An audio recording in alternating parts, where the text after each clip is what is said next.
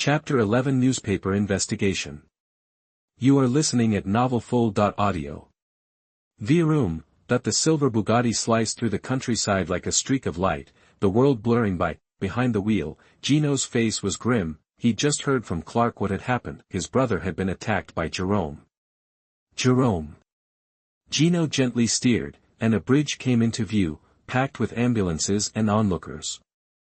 He spotted a mangled sports car being pulled from the river. Bang! Gino jumped out and pushed through the crowd, finding Lex and Clark wrapped in emergency blankets. Police officers were questioning them about the incident. Before Gino could reach them, he heard Lex say, "It was just an accident. I wasn't paying attention and ran into the bridge." Lex was keeping the truth about what really happened a secret. Clark sat silently on some rubble, nodding in agreement with Lex's story. They figured no one would believe them if they said a superpowered person caused the crash. People would just think they were delirious from the accident. "Lex, you okay?" Gino reached Lex and nodded to Clark, grateful for his help. Without Clark, things could have been much worse for his brother. He clapped Lex on the back, saying quietly, "I'll find that guy, bro. We'll talk later." Lex glanced thoughtfully at Clark, then at his wrecked car. After all, could a regular person rip the roof off a sports car with their bare hands? Jonathan, having heard the news, came running down the road. The middle-aged man looked panicked. When he saw Clark sitting on the ground, he rushed over and gripped his shoulders. "Son, are you all right?" he asked, his voice full of worry. Clark looked into his father's eyes, seeing the genuine concern. A wave of warmth washed over him. He smiled, shaking his head. "I'm fine, Dad." Relieved, Jonathan took a breath, but anger flashed in his eyes. He turned to the police officer taking notes. "Who was the maniac driving the car?" "That would be me, Mr. Kent. Lex Luthor." Lex stood up, looking directly at Jonathan. "Mr. Kent, I'm grateful your son saved my life." Jonathan glanced at Lex, his lips pursed. "Finally," he said, "maybe you should slow down." "I will. Thanks again to Clark for saving me." Lex's gaze lingered on Clark's young face. "It was nothing. I'd do the same for anyone." The future Superman met Lex's gaze, his expression serious. "Mr. Kent." Gino stepped forward. Jonathan noticed Gino for the first time. He sized him up. Blonde hair, handsome face. If he remembered correctly, this was the kid who crashed into the school bus yesterday, Clark's new friend. Not a great first impression.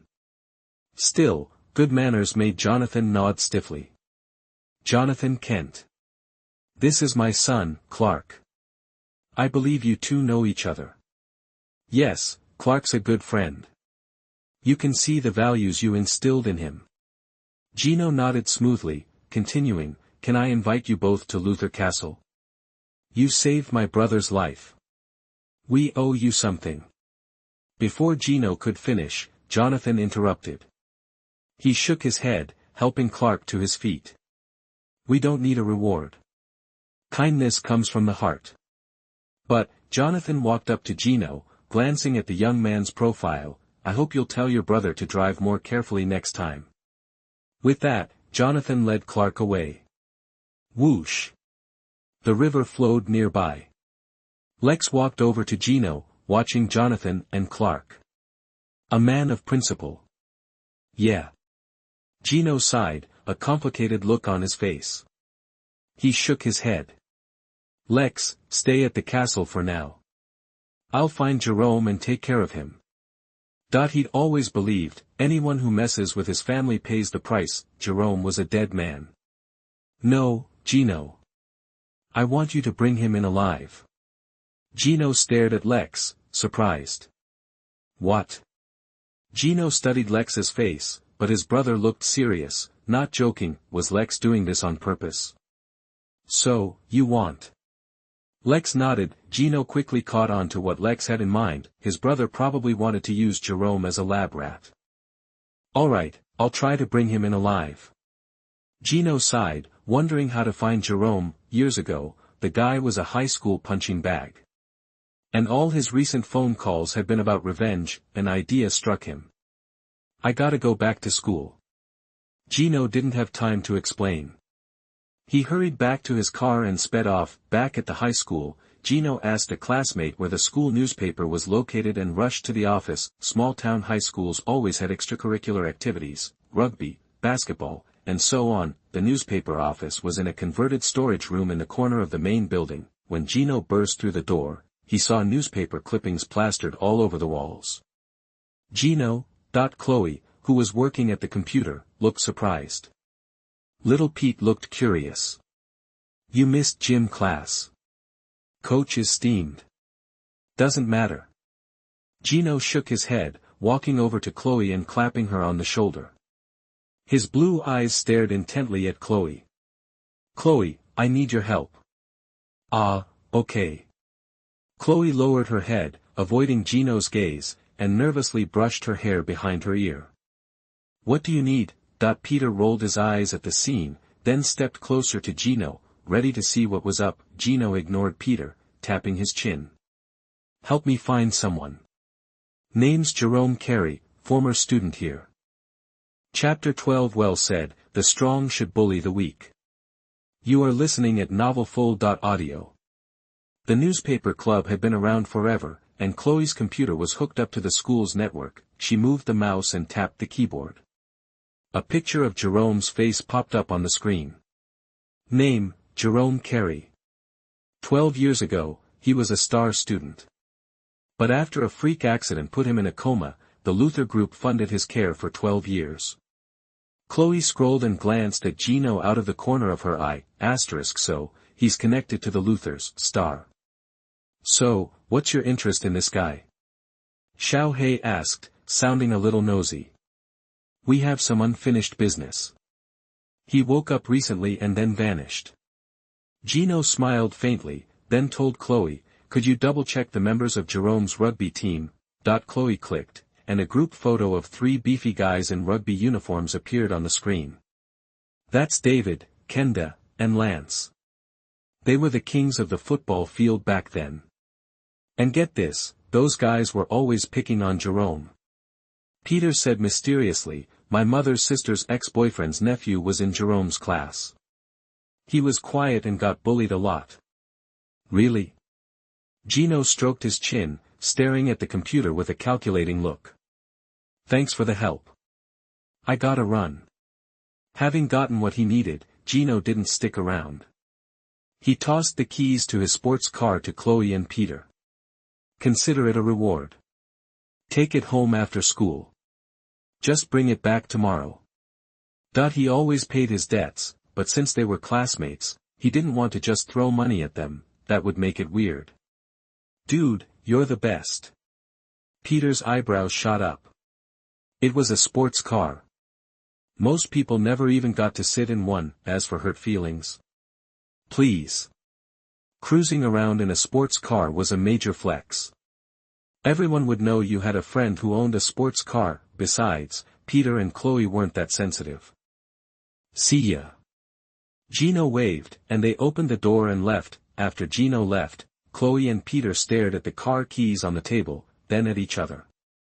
They both lunged for them at the same time. Mine. Ignoring the squabble over the keys, Gino walked out of the office and dialed the town's police chief. Hello. Chief George, it's Gino Luthor. I need some information about a few people.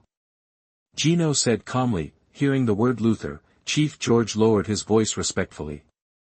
Sir, what can I do for you? I need you to dig up some dirt on a few individuals. In America, money talks. The small town of Smallville was quiet and peaceful. Late at night, there was a slight chill in the air. The full moon hung high, its soft light bathing the streets, including a garage on a quiet street. Rock music blasted from a stereo. Young man named David nodded to the beat, tapping an off-road vehicle with a wrench, checking its performance. Beauty. David climbed back in and turned the key, watching the engine roar. A proud smile spread across his face.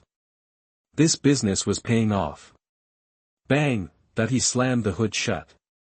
A figure stood in the shadows nearby. The moonlight illuminated their feet, leaving the young man's face in darkness. Hey, private property. Need some work done? The middle-aged man frowned, instinctively tightening his grip on the wrench. David Scan, the football team captain, campus hero, object of every girl's desire, now a struggling mechanic. A hoarse, youthful voice echoed in the garage. David's anger flared. Get the hell out of here. He gripped the wrench and stalked toward the figure. As the distance closed, the face became clearer, thin, gaunt, wearing a cheap white hoodie. What unnerved David most were the man's cold, unsettling eyes. Wait, David said, staring. The man looked familiar. I know you. You're Jerome, the Scarecrow. David looked at Jerome, his face twisted in contempt. He glanced at the young man's clothes. You've got the nerve to make fun of me? You don't look exactly rich yourself. A glint of amusement flickered in Jerome's eyes. Oh, we're different. He spread his hands. I can make fun of you because I have the right and the power to do so. Suddenly, a searing blue light erupted from Jerome's hands. It was raw electricity, crackling and arcing. Snap! Before David could react, Jerome grabbed his neck. Pfft! The instant their skin touched, violent electric currents surged through David's body, tearing through his veins, destroying his tissues. Arg! David convulsed, his eyes rolled back, a plume of burnt smell rose from his body. Ha! Jerome watched him writhe, a manic grin plastered on his face. Yes, just like that. The strong humiliating the weak. Isn't that what you taught me? Die! Jerome shouted, cranking up the current. David shrieked. Electrical appliances around the garage burst into sparks. Crack! Amidst the sparks and lightning, Jerome closed his eyes, relishing the moment. Yes, your screams are my lullaby. Whoosh! Before Jerome could savor David's torture, a whistling sound cut through the air. A sharp pain seared his cheek. Bang! A fist slammed into his face. Boom! The air cracked with a sonic boom. The next second, Jerome was sent flying like a baseball, crashing into a junked car. The force of the impact embedded him in the door. My face! Jerome wailed, clutching his cheek. The punch had not only sent him sprawling but had also shattered teeth on the right side of his face. Bright red blood trickled down his mouth. Who was that? Jerome snarled, glaring at the dark figure in the corner. Clap, clap, clap. A tall figure stepped out of the shadows. The moonlight revealed a handsome face, but his handsome face was contorted with contempt. You're right, Jerome. The blond youth cracked his knuckles, stretched his neck, and stared at Jerome. The strong should humiliate the weak. Gino paused, and hid the smile on his face, and said with a blank expression. So, are you ready? Chapter 13. What did you say? I am listening. You are listening at novelfull.audio. Pain, dizziness, and the urge to puke. That was Jerome's world after Gino's punch. He lay sprawled on the ground, shirt soaked crimson with blood, his cheek throbbed, his brain felt like it was full of lead, and blood trickled from his mouth and nose. Fighting down the nausea, Jerome forced open his concussion-reddened eyes. You! He stared at Gino, who stood arms crossed, looking down at him with a blank expression. This can't be happening. Jerome clutched his forehead, his eyes locked on Gino. That punch, it was beyond human. Jerome had checked himself out since waking up. The awakened electric energy had amped up his body to the point where bullets might not even pierce him, but Gino had knocked out several teeth with a single blow. Deduction complete, the other guy had powers too. Surprised, huh? Gino sneered. Thinking you'd awakened your powers and suddenly you're the chosen one. Gino's eyes mocked him. Reality check, I'm way stronger than you. Gino's words hit home. Jerome's face flushed red, then darkened with fury. Shut up. He roared, raising his arms to unleash the stored electricity. Crack, star, thick electric currents, like raging thunder, each the size of a man's arm, slammed into Gino with devastating force. Ha ha ha. Watching the figure consumed by the electricity, a manic gleam sparked in Jerome's eyes. Idiot. You think I was just arguing? I was buying time. The difference between us? My IQ crushes yours. Jerome's face twisted. Go to hell. Soon, your brother will join you. Jerome cranked up the power, convinced he'd won. Jerome ranted like a lunatic, but then, a faint voice cut through the electrical storm. Jerome, don't count your chickens before they hatch. What? Jerome stammered, the lightning faltering in his hand. How? Why didn't you dodge? As the smoke cleared, the blonde kid stood there untouched, though his custom-made white shirt was now in shreds. Why bother? Gino replied coolly. Thinking this was an IQ thing. Gino brushed off the flames on his shirt, raising an eyebrow. Actually, your attack was just a light show. Gino started walking towards Jerome. He honestly couldn't figure out where Jerome's confidence had come from. Maybe that punch had scrambled his brains. You know what? Gino said casually, like a cat toying with a mouse. I was planning on keeping you alive, taking you back. But now. In a blur of motion, Gino appeared in front of Jerome before he could react. Snap, starred at a steel grip hand clamped around Jerome's neck, emotionless blue eyes staring into his pale face. I will never let anyone threaten my family. So you die. Gino cocked back his other fist and hammered it forward. Bang, star, the force of the blow created a shockwave, and Gino's fist slammed into Jerome's left cheek. Crack, his fist crunched through bone, the cheek ballooned instantly, and blood and broken teeth sprayed from his mouth. The punch intensified Jerome's concussion. He thought he saw 3 Ginos grinning at him, a ringing filled his ears. Ugh. Jerome moaned, barely coherent. Gino's expression didn't change. He raised his fist again. Panic gripped Jerome. Another hit, and he was dead. Fighting back the nausea, Jerome choked out, I'm sorry. I'm sorry. Please, let me go. Under the shadow of death, Jerome, who had been all tough talk and arrogance, cracked. I'll work for you. He didn't want to die under Gino's fist. A fawning smile crept across Jerome's face. Gino, you're right. The strong should humiliate the weak. I'm the weak one. Haha. Seeing Jerome's change of heart, Gino eased his grip, allowing him to breathe. Seeing Gino's ambiguous smile, Jerome quickly begged, I'm worth more alive than dead. I can control electricity, I have super speed. I'm powerful. Gino tilted his head, nodding in agreement. You're right, living is better than dying.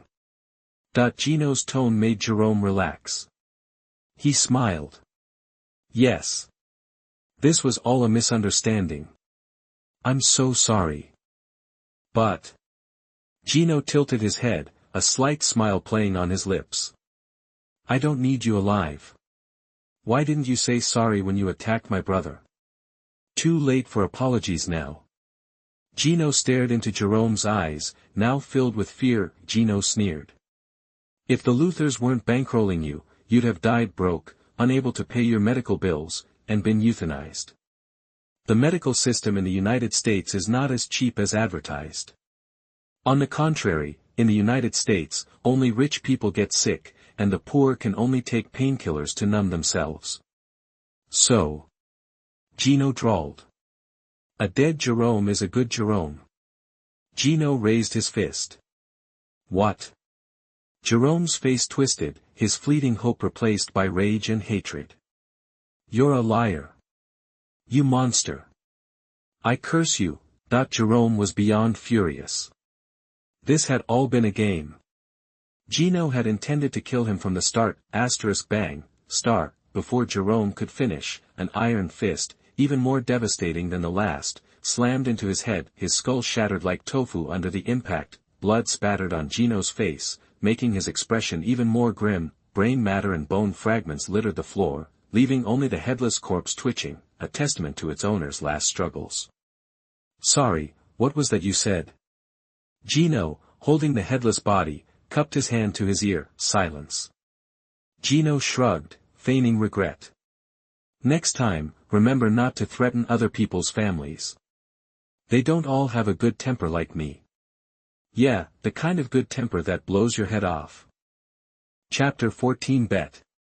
You are listening at novelfull.audio. Luthor Castle. In the dead of night, the castle lights flickered on the moss-covered wall tiles. Gardeners, faces blank, carried black body bags from the manor towards the castle basement. They were all lifetime Luthor Group employees, with great pay and benefits, Luthor's dynasty workers in hereditary civil service positions. They were tight-lipped, so loyalty wasn't a concern. Inside the castle, a roaring fire blazed in the luxurious, old fireplace. Burning wood crackled in the flames. So, he's still dead. Lex leaned over the pool table, lining up his shot, *snap, star. After sinking the last ball, Lex stood up and looked at Geno, sprawled on the sofa, a maid feeding him mandarin oranges. Geno bit into an orange, juice bursting in his mouth. He mumbled, that guy was too extreme. Keeping him alive wouldn't have been a good idea. Lex shrugged. To him, there wasn't much difference between a living and dead test subject. Okay, but what about Clark? Lex dropped the cue, grabbed an expensive bottle of red wine, took a sip, and spat it out. Yeah, that guy's also a super. His future achievements might rival your own, reaching heights unimaginable for normal folks. Geno shrugged. Didn't expect you to think so highly of him. Lex raised an eyebrow, considering himself one of the smartest people alive. He saved your life, so I gave him some brownie points. Geno rolled his eyes. Speaking of which, Lex scratched his bald head, how should I repay him? Buy him an expensive sports car. High school kids love that stuff, right? Lex sighed.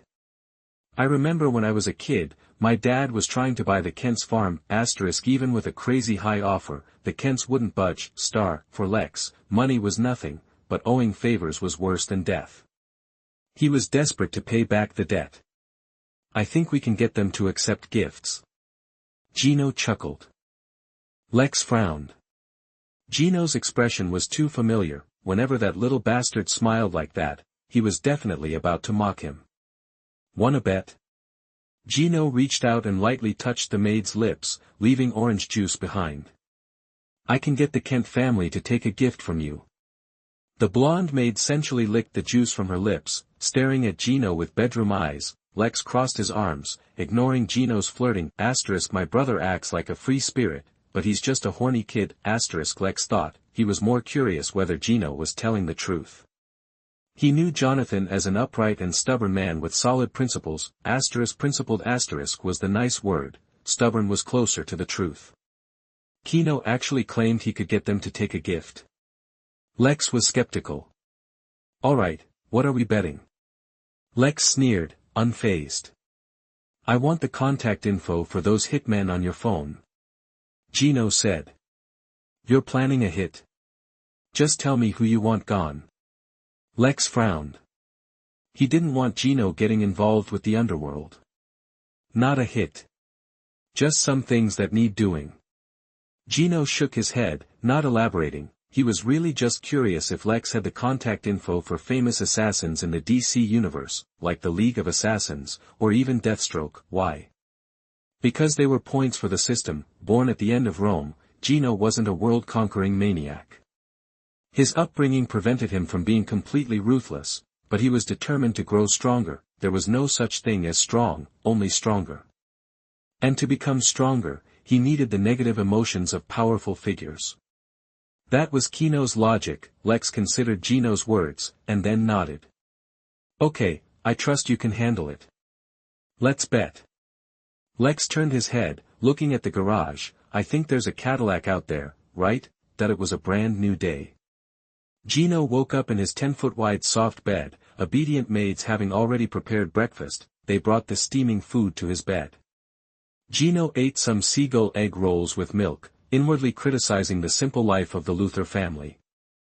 After getting dressed, Geno grabbed the Cadillac keys and headed to school. Driving by Kent Farm, Keno spotted Clark waiting for the school bus. Clark looked like someone had kicked his dog. as the car approached, Gino heard the system chime in his head, negative emotions from Clark Kent plus 50, plus 50.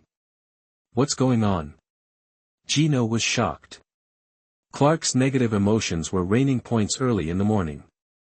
Knowing this was a younger Clark, he had some guesses. Teenagers cared about three things: looks, money, and relationships. All three could be the reason for Clark's mood, but it was most likely the last. Poor Clark was probably heartbroken, as Gino thought. He stepped on the gas. The roar of the red SUV cut through Clark's thoughts. The previous night, Clark watched Lana Lang kissing Whitney Ford man. "Hey, Clark." Keno braked lightly, stopping the SUV in front of Clark.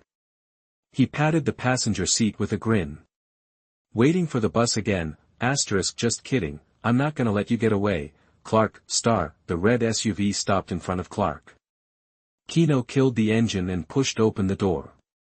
"Here." Gino tossed the key to Clark. "What's this?" Clark looked confused, catching the car keys. Chapter 15. Just smash it if you don't want it. You are listening at novelfull.audio. Weeds covered the ground, and a refreshing breeze swept through. Clark took a deep breath, feeling his heart race for the first time. The key to the off-roader rested in his palm. Just like Lex said, every American high schooler dreams of having their own ride. Clark glanced at the key, then at the red off-road sports car in front of him. Its rugged, powerful body, sleek lines, and vibrant red paint made it a real head-turner. Asterisk if asterisk I drove something like that, Lana would definitely notice, right? A smile crept onto Clark's face, almost imperceptible. He was totally crushing. But, why? Clark asked Gino, clenching his fist. Why would he give him such an expensive vehicle?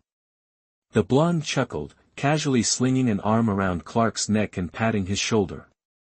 He pointed to the sports car with his other hand. "Cadillac Escalade. This car is a thank you gift for saving my brother." Gino believed in paying it forward. Saving his brother deserved at least a $300,000 off-roader. "Whoa, seriously?" Clark gasped, excitedly circling the red car like it was a long-lost friend. He tentatively reached out, his palm brushing against the body, his face beaming, but then, remembering his stern father, Clark's smile faltered, his excitement fading. "Head hanging," he said, "I can't accept something this expensive, Gino. I'm sorry." His dad would never let him take it. Negative emotion from Clark Kent plus one. Gino wasn't surprised by Clark's reaction. He knew the kid's dad was strict, and that he wouldn't let him accept such an extravagant gift, but that just made it more interesting, right? After all, a guy's gotta try to corrupt a saint. Today, Clark was taking that off-roader. Gino never lost a bet with Lex. Besides, he already had a plan. "No way." Gino raised an eyebrow. Clark nodded, looking miserable. "Yeah, thanks, but no thanks. I didn't do it for a reward." Clark mumbled. "Okay, then I'll just smash it." Gino raised a fist and suddenly swung it towards the hood. "What?" Clark's face went white as he watched Gino's fist hurtling towards the car. He knew what Gino was capable of. One punch and the engine would be scrap. The fist came closer, as if Gino were smashing cheap tofu, his face calm and determined. "Damn it." Clark rarely swore. Asterisk snap, star. Just as the fist was about to land, Clark grabbed Gino's wrist. "Why would you smash it?" Clark demanded, his eyes blazing as he stared into Gino's blue ones. Destroying an expensive car was a waste. "Because it's for you," Gino said smoothly, shaking off Clark's grip.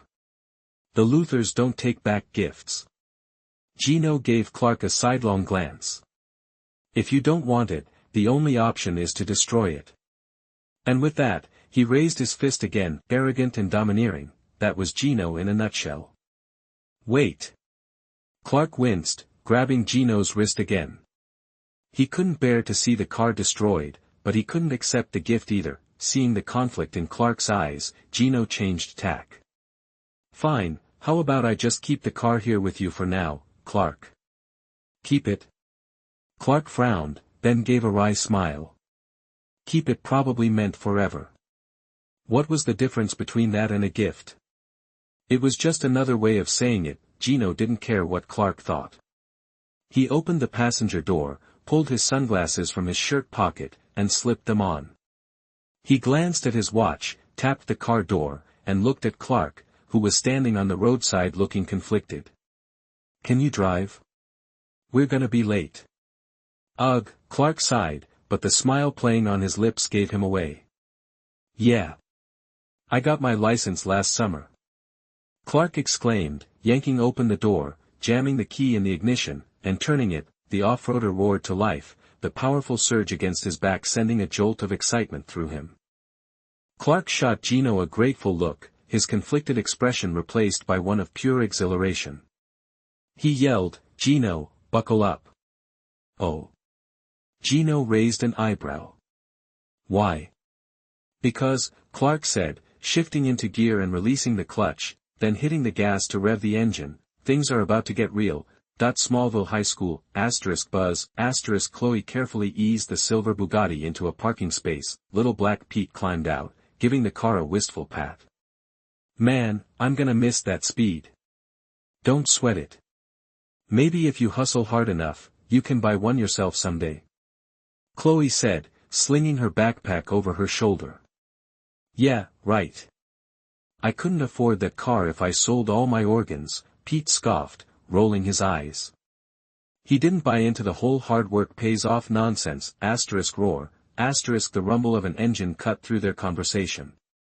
Students walking onto campus stopped and stared. A red off-road monster cruised into the parking lot at a steady pace and parked in the spot next to the silver sports car. "Morning, everyone," Clark called out, hopping out of the car, his face glowing. "Here's your keys," Chloe said, handing them back to Gino. "Whoa, Gino, how many cars do you have?" Pete asked, gawking at the behemoth in front of him. "That red off-roader is badass." "I dunno, maybe a dozen. But this one's not mine anymore. It belongs to Clark now." Gino grinned, clapping Clark on the shoulder. Clark just blushed and mumbled, "I'm just holding onto it for him." Chloe and Pete exchanged wide-eyed glances, their jaws practically on the floor. "What?" that they said in unison, "you gave Clark a car?" For a second, Chloe wondered if Gino had ulterior motives. Why else would he just give Clark a car? Were all rich people this impulsive? Chapter 16 Roaring What? You are listening at novelfull.audio. "What's with that look?" Gino said, noticing Chloe's stare. He playfully reached out, grabbed her head, and ruffled her short blonde hair a bit too hard. "Ouch! I just washed my hair," she yelped, covering her head and pushing his hand away. "Clark saved my brother, so this car is a thank you," Keno explained, shoving his hands in his pockets. "Seriously? You saved Gino's brother?" Peter looked at Clark, surprised. "No wonder you skipped school that day." "It was nothing," Clark said, scratching his cheek, embarrassed. Little Black Pete sighed. "If I'd known, I would have cut class too." "Please, you can't even swim," Chloe pointed out, not missing a beat. The group headed toward the school building, chatting and laughing. The campus was packed with students. Keno's gaze swept the crowd and landed on Whitney, sporting a cast. He was surrounded by baseball team members in their jackets, heading toward the field with the gym teacher. The gym teacher was a beefy, middle-aged white guy with his hair slicked back like a gangster. "Hold up, guys," Coach What barked, his fat cheeks squeezed tight. He loosened his collar, his gut jiggling. He glared at the group of four heading toward the building, his eyes settling on Gino. "That the kid who messed up your arm, Whitney?" Coach What asked, glancing sideways. Whitney gritted his teeth and nodded slightly. "Yeah, I think so." Even though the incident with his hand had become an unsolved mystery, Whitney just knew, deep down, it was probably Gino's fault. "Didn't he skip my class yesterday?" Coach What narrowed his eyes, his temper flaring. He stomped toward Gino, the football players trailing behind, eager to see what was about to go down. Their coach was no pushover. he had a short fuse and wasn't afraid to yell, or worse. "Hey, kid!" Coach What shouted, stopping the four in their tracks. Oh, it's Coach What. Probably wants to know why you ditched class," Little Black Pete said, shrinking back. He was clearly terrified of the guy. Chloe shot Gino a look that said, "Good luck with that." She figured he was in for it, only Clark looked worried. He was tense, fearing a confrontation. He was afraid Gino would lose his cool and break What's arm or something. He braced himself, ready to intervene. "What's up?" Gino asked, turning to face Coach What, who barely came up to his chest. From Gino's perspective, Coach What looked like an angry, puffed-up groundhog. Coach What glared at Gino, and the tension was thick enough to cut with a knife, but Gino had seen it all. Compared to what he had already faced, Coach What was nothing. In the end, Coach What cracked first. He sneered. "Gino Luthor, right?" "That's me." Gino nodded, unimpressed. He wasn't stupid. He knew this guy was looking for trouble, so he wasn't about to be friendly. "What's the mat?" Before Gino could finish, Coach What cut him off. "Shut your mouth, kid." Coach What roared, his face inches from Gino's. He jabbed a finger at his own chest. "I'm talking, you listen, got it?" Without waiting for a response, he continued, "Seeing as you skipped my class yesterday, I think you deserve a little punishment." He turned to his football team and sneered.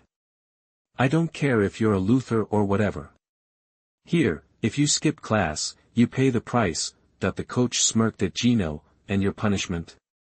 You get to wash the socks of all my star players. For a week." The team members burst into laughter. "Sweet, guess I won't be changing my socks for a while. We should change them 3 times a day, give him some extra work." Gino didn't react to the taunts, but his friends were getting agitated. "Coach, that's against the rules." Chloe protested. "The punishment for skipping class is a 1,000-word essay. Not washing socks." "Yeah, that's abusing your authority, Coach What," Clark added, stepping forward to stand by Gino. "Me too." Little Black Pete stammered, hesitantly raising his hand. "Shut up. You don't get a say in this." What snarled. "Get out of here before I lose it. Or you can wash socks with him." The 3 of them paled at What's outburst. They were just high school kids, and Coach What's rage was intimidating. A crowd of students had gathered, whispering about the commotion. "So, you hear what I'm saying?" Coach What asked, smirking at Gino's silence. Even if he was a Luthor, he was still just a kid. It would be easy for him to throw his weight around. Even Clark was fuming, but he noticed Gino was surprisingly calm. "What, yelling doesn't earn respect?" Under Clark's gaze, Gino finally spoke. He sighed and glanced at What's school badge. "If I remember correctly, the Luthor Group donates $500,000 every year to the town's high school for improvements and staff salaries. I always thought the teachers at Smallville High were supposed to be polite and educated. But your behavior has really lowered my expectations." Keno nonchalantly pulled out his phone and dialed Lex's number. "Maybe I should ask my brother to stop funding the school." Gino held the phone to his ear and gave What an evil grin. "When the school board asks why, I hope I can still hear you yelling." Chapter 17. I still like to see you acting unruly.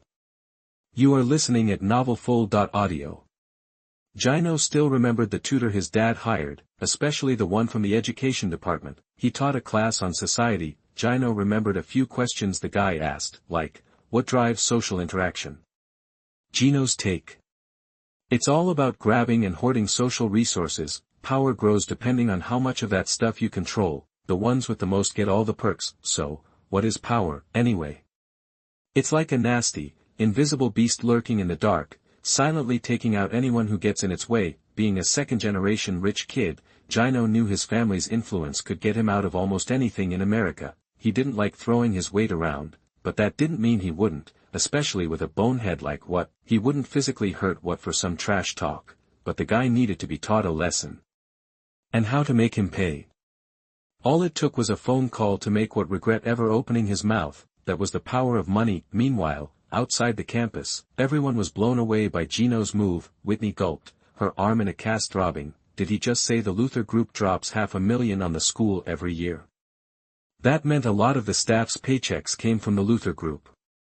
If they pulled the plug, salaries could take a serious hit. Plenty of students were thinking the same thing, and a lot of eyes were on Coach Watt, whose face had gone pale. Watt clenched his fists, vowing that if he caught the kid alone, he'd beat him senseless. He glared at Geno's calm face, resentment burning in his eyes. He thought the kid would run crying to his parents, not nuke the whole situation. Would the school really give up $500,000 a year for him? Watt shook his head, trying to convince himself. Nah, I coached the rugby team to 4 town championships. They won't fire me. Gino didn't know how freaked out Watt was, but even if he did, he wouldn't care. With everyone watching, the call connected, and Gino grinned, hitting the speaker button. Yeah. Lex's voice boomed from the phone. I'm in a meeting. What's up? Lex was all business, as usual. Besides being a scientist, he was a sharp businessman. Lex, some teacher just threatened to make me wash the football team's stinky socks for a week, Gino said casually, staring right at Coach Watt with a mocking glint in his eye. I think we should cut off the school's funding. Washing socks. Lex was in an empty conference room, leaning back in his chair, and he couldn't help but scoff. Someone threatened his brother to wash their socks. No way. Lex's first instinct was to pressure the school to fire the idiot coach, but then he figured Gino probably had a plan, so Lex paused and said, I'll have my secretary tell the principal. He hung up and turned to his secretary. Tell Smallville High School that the Lex Group is pulling its funding, effective immediately. The secretary blinked, then cautiously reminded him, Sir, the school donations are a tax write-off. Cutting the donations could cost us $1 million in taxes annually. Doesn't matter. Lex snapped, glaring at the secretary. All I care about is those jerks embarrassed my brother. They need to learn a lesson. Meeting Lex's cold gaze, the secretary flinched and bowed quickly. Right away, sir. Back at the school, Gino hung up and smiled. Coach Watt. Gino snapped his fingers. Wanna guess how long before Principal Guan and the gang show up? He glanced at his watch. I'm betting less than a minute. Watt's face went even paler. He tried to say something, anything, but the crowd around him had him frozen. The anger had vanished, replaced by a growing sense of dread. Living the good life had made him forget the first rule of surviving in the States, don't mess with the rich, and now, he was about to pay the price. Make way, shouts echoed in the distance. The crowd parted as Principal Guan, in a suit, burst through with a cluster of school leaders, all looking grim. They had jogged all the way, their ties askew, ignoring their appearances. Mr. Gino Luthor. Principal Guan gushed, all smiles. Like a concerned grandpa, he grabbed Gino's arm. I heard someone was disrespectful to you. He shot a disgusted look at Coach Watt, who was standing there looking dazed. The staff behind him glared at Watt, too, and the message was clear, they were planning to fire him. The students watched the sudden arrival of the school leaders in shock. Chloe poked Pete and Clark, who were still busy watching the drama, and whispered, 40 seconds. Yeah, because I skipped class yesterday, Coach Watt told me to wash the football team's socks for a week, Gino said, watching Watt's face turn blue. His cocky attitude had vanished, replaced by the defeated look of someone suddenly unemployed, but Gino wasn't about to feel bad for him. If he were just a regular student, then accepting the humiliation of cleaning the socks for a week would be his fate. Therefore, when dealing with evil people, Gino is stingy with his kindness. To be kind to evil people is to be cruel to good people. Is that so? Principal Guan frowned, inwardly cursing Watt for being a drunk idiot, threatening a rich kid to wash your rugby team's socks. What were you thinking?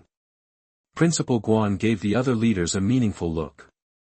They had to find a way to appease the Luthor family and keep that $500,000. Coach Watt.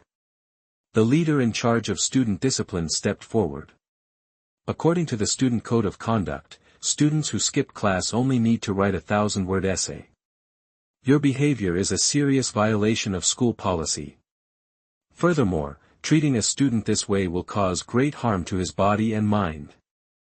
Chapter 18 Conditions for Forgiving You. You are listening at novelfull.audio. There's an old saying, success has many friends. Similarly, when you're a trust fund kid, you're showered with respect and deference, but the tables had turned. Now, the school administration was unleashing everything they had on Coach What, the woman in charge of teacher transfers, a middle-aged white lady, stated flatly, threatening students with physical punishment is beyond the pale. Coach What, you have to go. That's right, Coach What, Principal Guan added, wearing a holier-than-thou expression. Your behavior reflects poorly on our high school. Choosing between $500,000 and a gym teacher was a no-brainer for them. How can this be happening? Coach What stammered, dumbfounded. You can't do this. He fidgeted, running a hand through his heavily gelled hair, then squeezing his thighs. I've bled for this school. We won 4 championships, that he couldn't imagine life without this job. What, who'd been at the school for decades, was set in his ways. What else could he do? Look for another school. The Luthor group wouldn't let him get away that easily. No school would risk offending them. Sorry, What, we can't condone your behavior. Principal Guan remained calm, ignoring What's pleas. He turned to Geno, his eager demeanor returning. Mr. Geno, Principal Guan gushed, his tone low and fast, oozing respect. Are you satisfied with how this was handled? If so, please let Mr. Luthor know, and ask him to continue supporting our town's high school. Yes, Mr. Geno, you're such a good boy. The Academic Affairs Office lady puckered her lips and whispered, you just skipped 1 class, I'll write a 1,000-word apology for you. Coach What stood defeated as the school leaders fawned over Geno. The football players and the Clarks were getting a fresh lesson about the power of wealth. Turns out, money can buy you anything. Right there in front of everyone. Actually, I'm not satisfied, Geno said slowly, and the room went silent. Everyone waited to hear what he'd say next. I think it'd be too harsh to fire Coach What. Geno chuckled, a gentle smile on his face. He has dedicated a lot to this school. Hearing this, What's eyes lit up with hope. He stared at Geno, gratitude welling up, ready to offer his thanks. What? Principal Guan was confused. Had they misread the situation? Even the Clarks were puzzled, thinking Geno was being a fool. What didn't deserve any sympathy? I think everyone deserves a second chance. Geno glanced at Whitney, the one who'd cheered for What earlier, then, slowly, deliberately, Geno laid out his terms. As long as Coach What washes Whitney's socks in public, he can keep his job, and the Luthor group will continue to support the high school. Buzz, thought the crowd erupted. Oh my God, he wants Coach What to wash Whitney's socks. Clark raised an eyebrow. Well. He looked at Whitney's confused face, feeling a little schadenfreude. What had it coming? Little Black Pete covered his mouth and said to Clark, Dude, if I were Coach What, I'd die of embarrassment. It's like that saying, worse than death. A fate worse than death, Chloe murmured, her beautiful eyes fixed on Geno. I almost thought he'd gone soft. Guess he's still the same. Meanwhile, What's face was as if he'd swallowed a bug. He'd thought he was being thrown a lifeline, but it was a deeper humiliation in disguise. Geno sneered, looking at What's paling face, and pressed him, make a choice, Coach What. Do you want face or a paycheck? Anger surged through What. He wanted to scream, to lunge at Geno. The humiliation was almost unbearable. His fists clenched, his breathing heavy, like an old bull panting, but the thought of his future made his fists unclench. What swallowed his pride and said, I'll do it. Turning to Whitney, he snapped, take off your shoes, kid. What lowered his voice. If you want to stay captain, take off your socks. And get me a basin of water. More and more students arrived, and soon someone brought a basin of water. Whitney looked conflicted, but forced by what's glare, she took off her shoes. "Whoa, Winnie the Pooh socks!" Black Pete said, and the crowd laughed. The stench made everyone recoil. Whitney handed what her socks. Everyone watched as the hefty what squatted down, soaking the smelly socks and scrubbing them, over and over. It was as if he were scrubbing away his own anger. "Coach Watt, I hope you learn from this," Gino said, his face emotionless. Honestly, teaching this clown a lesson brought him no satisfaction. "Let's go." Gino led the three away. "Hey, what's going on here?" Lana Blue, Whitney's girlfriend, came running, having heard what was happening. Seeing her barefoot, red-faced boyfriend and Coach Watt scrubbing his socks, Lana marched towards Gino, her face dark. "This looks like bullying, Mr. Gino Luthor. You should be ashamed of yourself." "Whoa." Before Lana could get closer, Gino and Clark both turned pale. This unusual reaction didn't go unnoticed. Gino, suppressing his dizziness, knew he had to get rid of the kryptonite. It was making him weak. Maybe. Under the influence of the kryptonite, Gino didn't argue with Lana. Leaning on Chloe for support, he signaled for her to take him away. Before leaving, Gino looked at Lana, a glint in his eyes. "Miss Lana, I look forward to our next meeting." He'd made a mental note of her public rebuke. Chapter 19: The Quarrel Between Father and Son. You are listening at novelfull.audio. On campus. "Why do you always look so guilty around Lana Blue?" Chloe asked, pouting and putting her hand on Gino's waist. "You think he likes her?" Little Pete joked, holding his chin like Sherlock Holmes. Away from Lana, Gino felt his energy return. He smiled, patted Chloe's shoulder, and stood up straighter. He glanced at Pete and said, "You're imagining things." At Smallville High, they believe in a relaxed learning environment, so high school students have free time in the afternoon. Clark had planned to drive home with Keno, but Keno took off ahead of him, so Clark drove home alone. As he cruised in the expensive SUV, he saw Whitney and Lana Blue. Whitney's jealous looks boosted Clark's ego. The radio played White Flag. Clark bobbed his head to the music, steering the SUV toward his farm with one hand. He'd never felt this good. This SUV felt like a bomb that shook up his life, adding excitement to his ordinary routine. Buzz. Clark lightly pressed the accelerator, and the rumbling SUV slowly pulled up to the fence. Martha, who was working with Jonathan on the farm, looked up, a slight frown creasing her face. "Jonathan, looks like we have company." Nearby, Jonathan, holding a pitchfork, eyed the SUV and frowned at the logo on the front. Only the Luthors drove cars like that. Maybe Clark's classmates were looking for him again.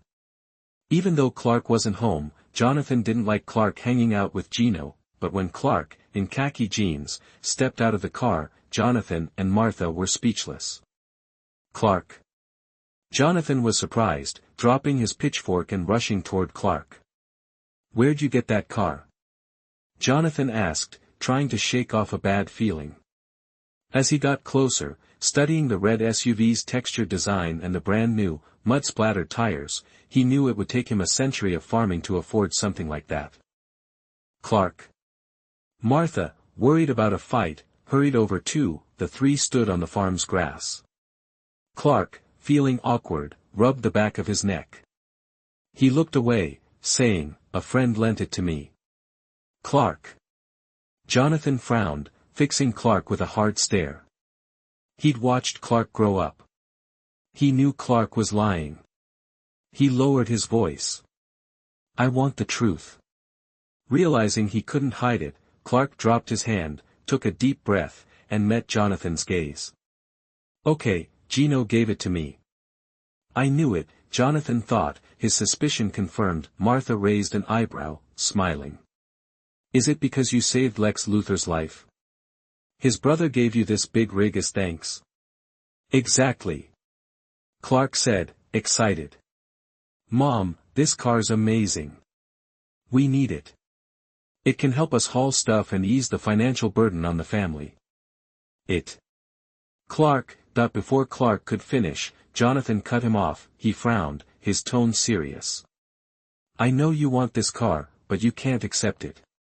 "But it's their way of saying thanks," Clark protested. It's just a car, Dad.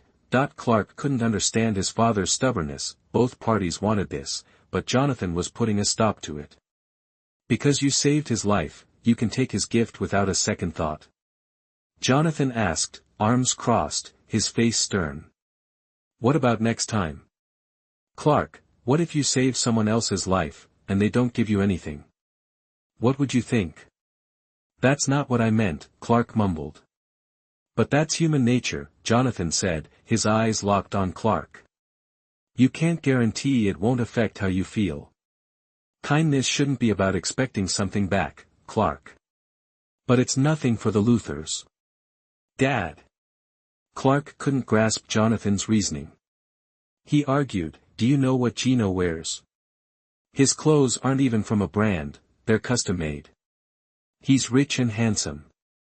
I guarantee 99% of the girls at school are into him.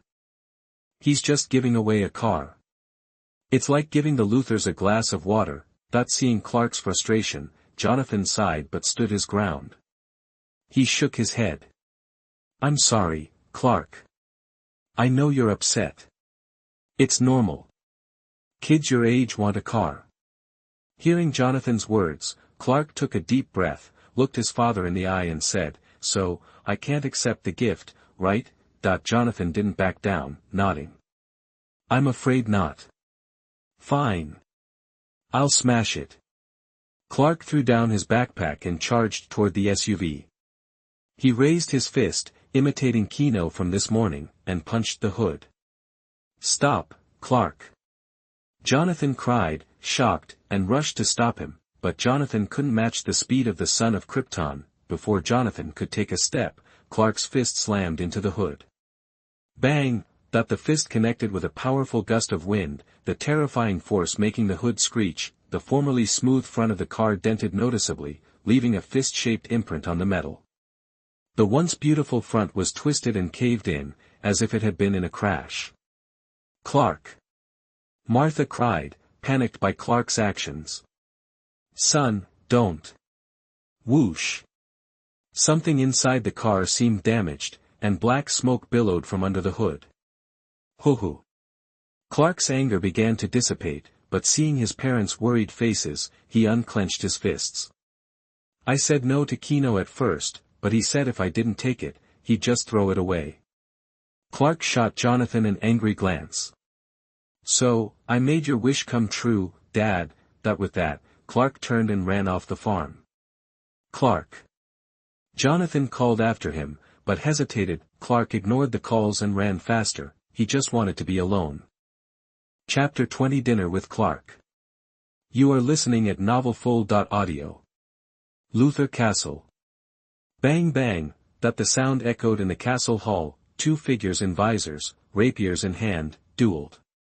The rapiers flashed, clashing together. The tall figure on the right moved with speed and aggression, forcing the smaller figure to defend, pushed back by the onslaught. Sir, the old butler announced, impeccably mannered, holding a tray. Forgive the interruption, but a young man claiming to be a high school classmate is here to see you. High school classmate, a voice, muffled by the visor, asked, his name. But even as he spoke, the tall figure dodged a thrust aimed at his throat, parrying it with a backhand swing, and returned to the fight. The butler calmly replied, he calls himself Clark Kent. Geno momentarily lost focus, muttering, Clark. That's a surprise. In fencing, any lapse can be fatal. The smaller figure seized the opportunity, shouting as she forced back the attacking rapier. Then, with a practiced thrust, she pointed the rapier at Geno's throat. The tables had turned in an instant. Game over. Geno lost. All right, that's it, Geno said, removing his visor, unfazed. He grinned, giving his opponent a thumbs up. Great progress, Annie. His opponent removed her visor, revealing a delicate, innocent face, her long hair clinging to her cheeks with sweat. Hearing Geno's praise, the maid nodded demurely, straightening her back as she took the rapier and visor from him. Geno took a sip of milk from the butler's tray, then said, show him in. And have dinner prepared. Geno snapped his fingers. I want to treat my friend to a proper meal. The butler nodded. As you wish, sir. The midday wind stirred the grass outside Luthor Castle, green vines clinging to the stone walls. Clark, waiting at the gate, stared blankly at the vines. He couldn't believe how things had turned out. Nearby, the butler's calm voice broke through Clark's thoughts. Mr. Clark, welcome to Luthor Castle. Hello. Clark snapped back to reality. The butler opened the iron gate and led Clark inside. As Clark walked along the flower-lined path, stepping on the cracked stone, and entered the main hall, he couldn't help but be taken aback by the luxurious, antique furnishings, especially the imposing chandeliers above. Ah, a piece from the 18th century, a family heirloom, a voice behind Clark said. Gino clapped Clark on the shoulder, while system notifications flashed in his mind. Negative emotions from Clark +50, +50. You seem a little down. Gino led Clark to a long dining table, where maids pulled out a chair for Clark across from Gino. Is it that obvious? Clark rubbed his cheek, looking disappointed. Gino chuckled. You practically have, I'm miserable, tattooed on your forehead. But cheer up, Clark.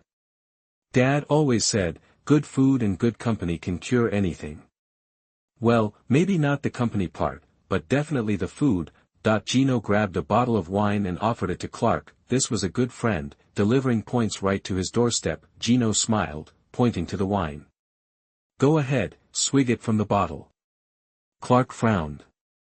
Shouldn't we be using glasses? Isn't that how rich guys drink wine? Wine glasses. Gino scoffed. Don't listen to those snobs. Rich people drink however they damn well please.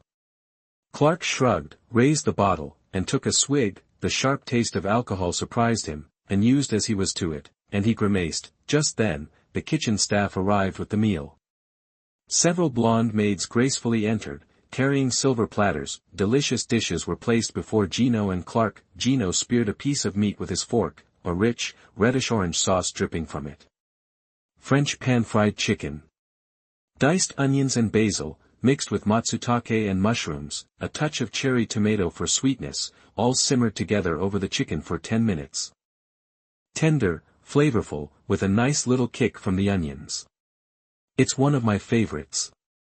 Listening to Gino's description, Clark felt his mouth water. He picked up his knife and fork, cut a piece, and popped it into his mouth. He chewed thoughtfully, his eyes lighting up. This is amazing. As they ate, they toasted each other, washing down the food with red wine. They say the way to a man's heart is through his stomach, or sharing danger, or, as the evening wore on, the wine began to work its magic on Clark. His superhuman physique notwithstanding, he was starting to feel tipsy. Putting down his knife and fork, he looked across the table at Gino. Gino, why can't my parents understand me? Gino raised an eyebrow, a knowing smile on his lips. Is this about Jonathan not wanting you to accept gifts from the Luthors? Clark nodded. Exactly. He rubbed his temples, looking troubled. It's like there's this huge gulf between us. Gino smiled, putting down his utensils. He gestured for the maids to clear the dessert, then said, That's perfectly normal, Clark. You know, Gino sighed, when I first started exhibiting my abilities as a kid, my parents spent 4 years dragging me around to every weird, remote place they could find, trying to figure out what was wrong with me. They thought I was possessed by a demon. I preferred to think of it as a gift. Gino looked intently at Clark. A gift from God. Of course, because of those 4 years, I ended up in high school when I should have been in college. The maids brought out dessert. Gino grabbed a macaron and popped it into his mouth. He held out a hand, giving Clark some simple advice. Sometimes, you just need to talk to your dad. I can tell he cares about you. Just like my parents. Gino rested his chin in his hands, smiling. But sometimes that caring comes off wrong and puts pressure on you.